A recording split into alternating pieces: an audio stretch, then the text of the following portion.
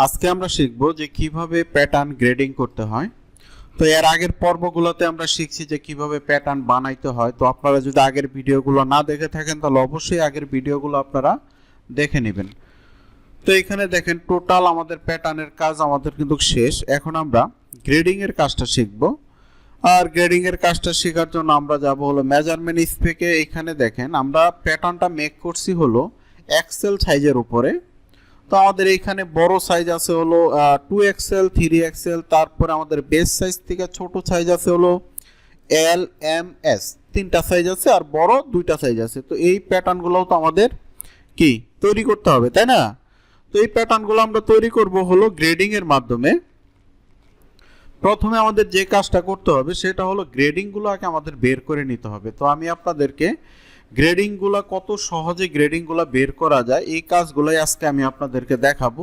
তো আপনারা অবশ্যই মনোযোগ সহকারে ভিডিওটা দেখতে থাকেন, তাহলে আপনারা বুঝতে পারবেন যে কত সহজে গ্রেডিংগুলো বের করা যায়।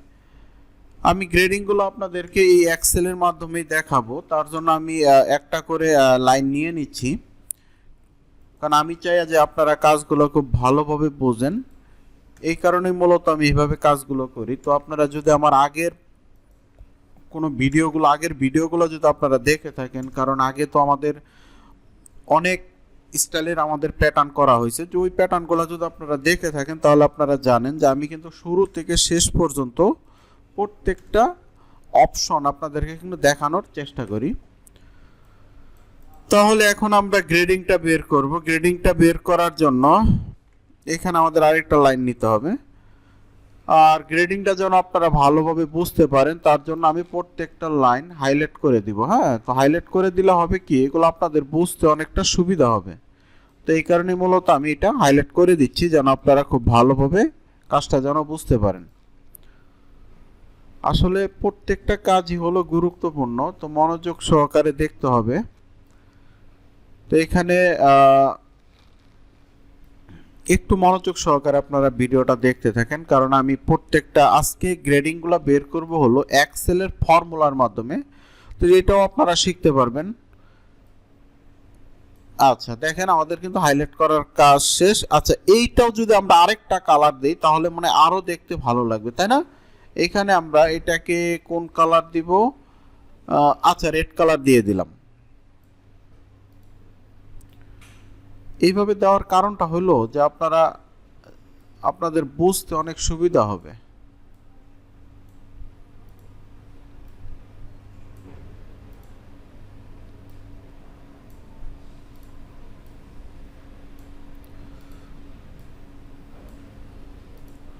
এখন আমাদের বেস সাইজ কি এক্সেল, তো আমরা এটা বেস সাইজটা একটু হাইলাইট করে দিই। এটা আমাদের হাইলাইট হবে হলো কি কালার? Orange colour. আচ্ছা তাহলে আমরা এখন গ্রেডিংটা বের করব। আর গ্রেডিংটা বের করার জন্য তো আগে আমি আপনাদেরকে মানে ম্যানুয়াল কিভাবে গ্রেডিংটা বের করতে হয় সেই কাজটা আমি আপনাদেরকে দেখাই। তো এইখানে দেখেন আমি যদি ক্যালকুলেটরটা নেই,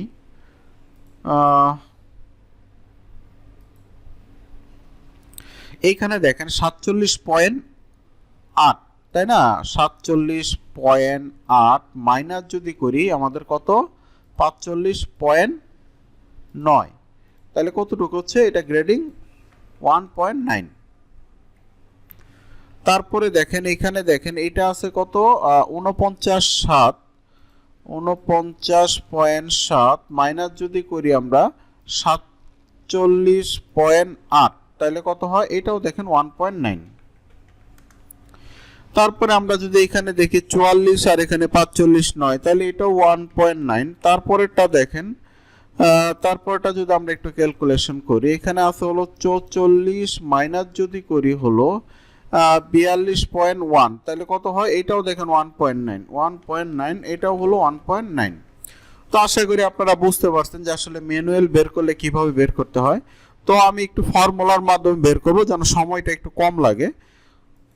তো আপনারা এটাও দেখেন এই যে আমি কিভাবে এক্সেলের ফর্মুলার মাধ্যমে গ্রেডিংটা বের করতেছি, এটাও কিন্তু আপনাদের শেখার দরকার আছে। আপনারা এটাও শিখতে পারবেন। তো আপনারা একটু মনোযোগ সহকারে ভিডিওটা দেখতে থাকেন, তাহলেই বুঝতে পারবেন যে আসলে কত সহজে এক্সেলের মাধ্যমে গ্রেডিংগুলো বের করা যায়।